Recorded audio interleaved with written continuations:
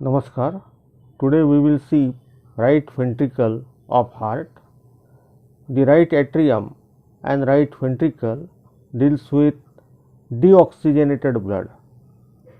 Blood from right atrium enters in right ventricle through the right atrioventricular orifice and then it passes to the pulmonary trunk via pulmonary orifice.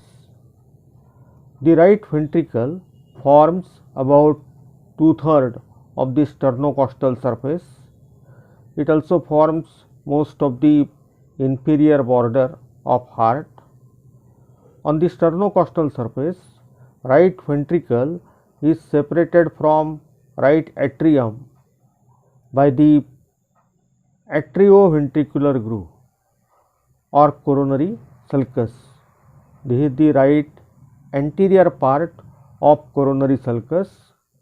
It lodges right coronary artery and small cardiac vein. The right ventricle is separated from left ventricle by the anterior interventricular groove which lodges anterior interventricular artery and great cardiac vein.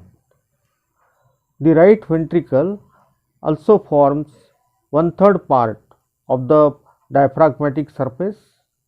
Here it is separated from left ventricle by posterior interventricular groove which lodges posterior interventricular artery and middle cardiac vein.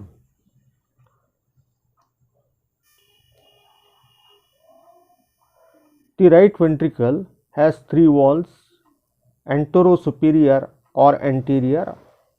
It corresponds with sternocostal surface. The inferior wall corresponds with diaphragmatic surface and the posterior wall is nothing but the right surface of the interventricular septum. The right ventricle shows 2 parts, the inflow tract and outflow tract. Inflow tract is also called as ventricle proper. It is rough, while the outflow tract is called as infundibulum or conus arteriosus. It is smooth. Blood from right atrium enters through the right AV orifice and goes towards apex of right ventricle. This is the inflow tract. It is rough and then the blood passes towards pulmonary trunk. This is the outflow tract. It is smooth. The bulbus cordis give rise to smooth part while common ventricle give rise to rough part of both the ventricles. The bulbus cordis and common ventricle forms a bulboventricular loop. From the floor of this bulboventricular loop develops the muscular part of interventricular septum. The bulbus cordis and common ventricle forms the common ventricular chamber. It is divided by the interventricular septum. Interventricular septum consists of 2 parts, the muscular part and the membranous part. Muscular part is thick, the membranous part is thin. It is derived from AV cushion and right and left bulbar ridges. Any defect in the formation or union of these parts leads to ventricular septal defect. Ventricular septal defect is a feature in the Fallot's tetralogy. In ventricular septal defect, blood from right ventricle, the venous blood from right ventricle passes into left ventricle and that leads to cyanosis. A large ventricular septal defect is present in Fallot's tetralogy. Now we will see internal structure of right ventricle. The cavity of right ventricle is crescentic because the interventricular septum is convex towards the right ventricle, means it bulges into cavity of the right ventricle. The cavity of left ventricle is circular. Wall of left ventricle is 3 times thicker than that of right ventricle. The thickness of the wall in right ventricle is about 4 mm, while in case of left ventricle the thickness is about 12 mm. The right ventricle has two parts. First is inflow tract, it is also called as ventricle proper, and second is outflow tract. The inflow tract is rough due to presence of trabeculae carni. These are muscular projections covered by endocardium. The trabeculae carni are of three types: ridges, bridges and pillars. The ridges are attached throughout their whole length, means they are fixed. The most prominent ridge is the supraventricular crest. It extends from interventricular septum to the right AV orifice. It is along the posterior wall. The supraventricular crest separates inflow tract from the outflow tract. The second type of trabeculae carni is bridges. The bridge is attached at two ends and it is free in the middle.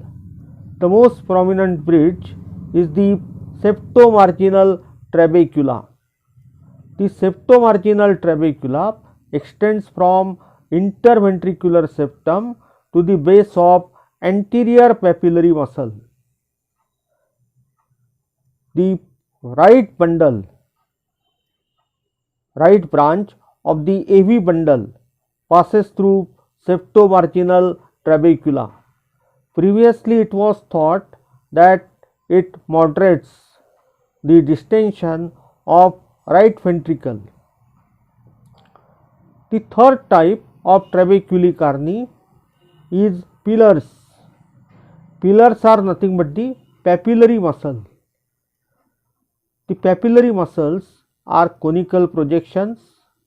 Their base is attached to the wall of ventricle, while the apex gives attachment to collagenous bands called as chordae tendineae, and other end of chordae tendineae is attached to cusp. These chordae tendineae are collagenous bands covered by endocardium. They are of two types, false and true. The false chordae tendineae are non-functional. They are attached to wall of the ventricles or they connect the papillary muscles, while the true chordae tendineae extends from apical part of papillary muscle to the cusp. They help to close the tricuspid orifice during the ventricular systole.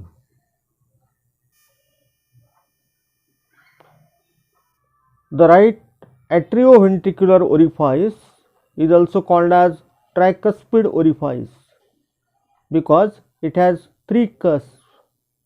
The opening is either circular or oval.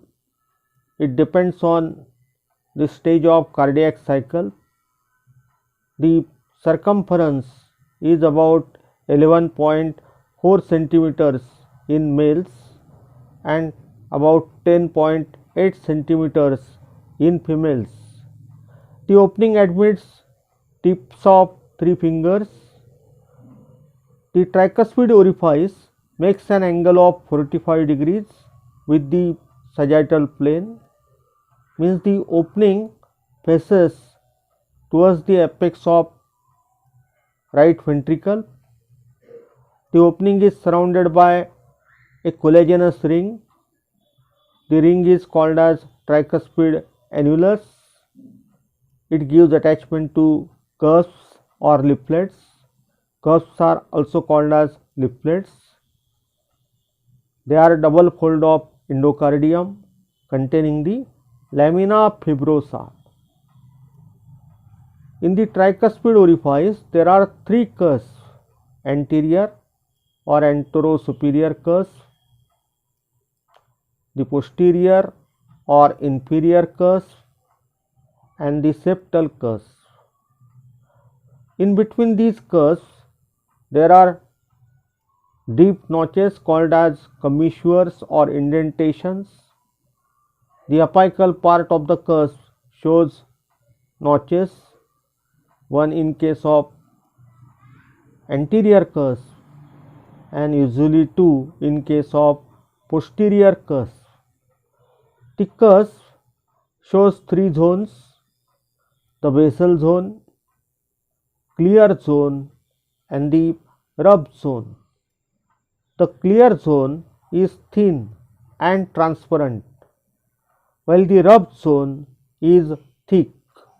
It is opaque and it gives attachment to the chordae tendineae.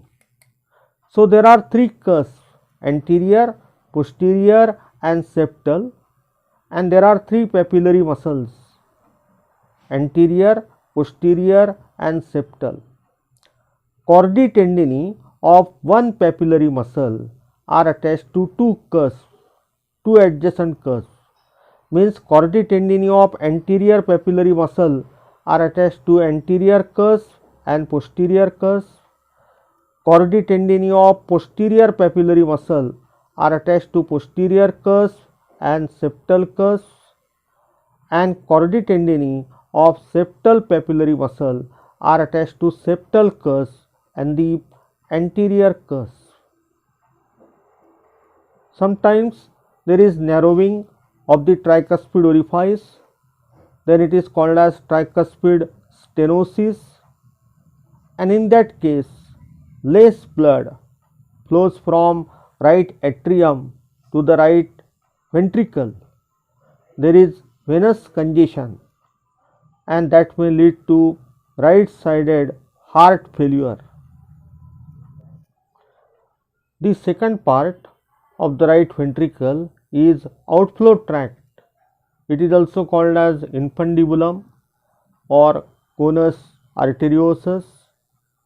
It is the upper part of right ventricle. It is smooth because there are no trabeculae carni in the outflow tract. The outflow tract extends up to the pulmonary orifice. The pulmonary orifice lies at the junction of right ventricle and the pulmonary trunk. It is guarded by semilunar valves. There are two anterior cusps and one posterior cusp. The anterior cusps are right anterior, left anterior, and posterior. Each cusp shows a thickening at the apical margin. The thickening is called as nodule. On either side of nodule there are thin zones. They are called as lunule. Above the pulmonary orifice, the pulmonary trunk shows a dilatation. Means above each cusp there is a dilatation. That dilatation is called as pulmonary sinus. And during ventricular diastole, the blood accumulates in the pulmonary sinuses to close the pulmonary orifice. Sometimes there is narrowing of pulmonary orifice, that is called as pulmonary stenosis. In pulmonary stenosis, there is narrowing of the pulmonary orifice. It is a feature in the phallostatrology. The blood flow from right ventricle to the lungs is decreased.